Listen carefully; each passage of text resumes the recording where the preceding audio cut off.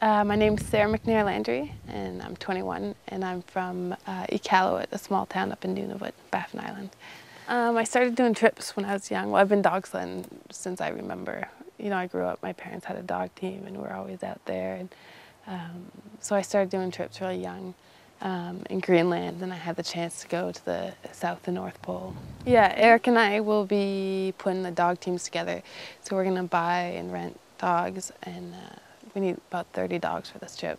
So 3 teams, and then it's, you know, putting these teams together and making sleds and, you know, just getting everything ready and the logistics of getting the dogs up to Resolute. And it's a pretty small world, and Woolsticker's pretty well known, so everybody kind of you always hear about him and these trips he's done.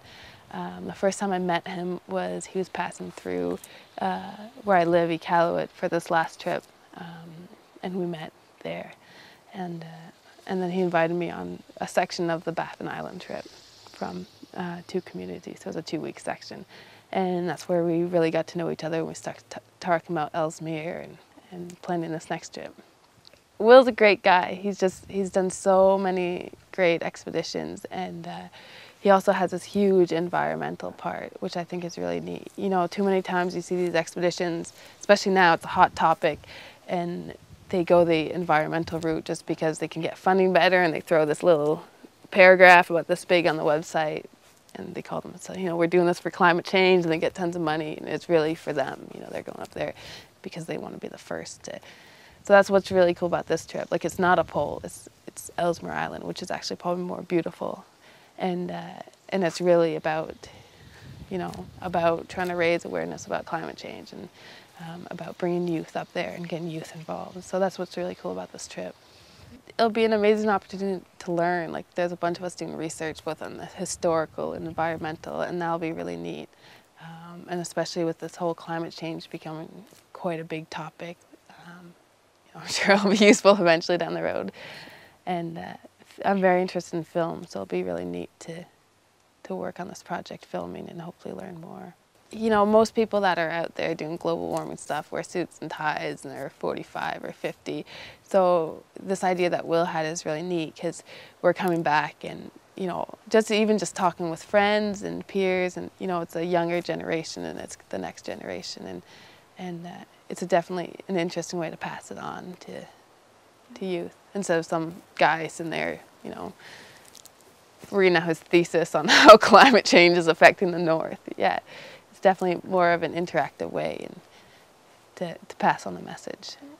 So it's kind of like trying to convince youth that, you know, we need to change our lifestyle, and they'll be the ones living for the next 50 years, affecting the planet for the next, you know, 50 years, and we need to do it now, and trying to get kind of the new generation to bring in this new lifestyle, you know, living more ecologically friendly, and kind of bring in these new ways. I think the biggest thing is everybody needs to start doing it themselves. One big thing that bothers me is I know so many people who preach it, and then you turn around and you look at their lifestyle, and they drive their car everywhere, and they don't even try. Like, so, you know, it's one thing doing the little things, but they don't even try. And people need to stop preaching about it and actually look at themselves and be like, well, you know, I can make my life better. And I think that's one of the big keys. You know, it's cold, it's long days, you're working really hard, and it's just trying to keep your morale up and keep going. And, you know, there's all the dangers like the polar bears and the open water or crevasses that are always difficult to deal with. But I think what really gets to you are the long days, you know, day after day of being out there in the cold and long days. And that's usually the hardest to deal with.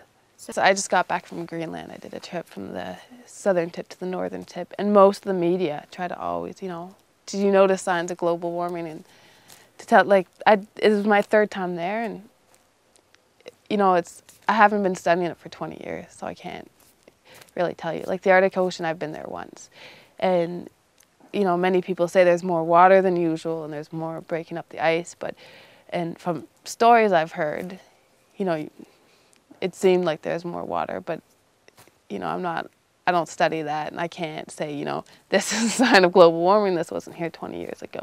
I'd like to definitely continue expeditions and, you know, get into these remote areas, and Also, you know, we had this amazing opportunity to go up to Ellesmere, and it's a great way to share it with everybody else, you know, through video and photos and blogs and just what it's like up there, and kind of share the beauty, and this is why we need to preserve these regions of the Arctic.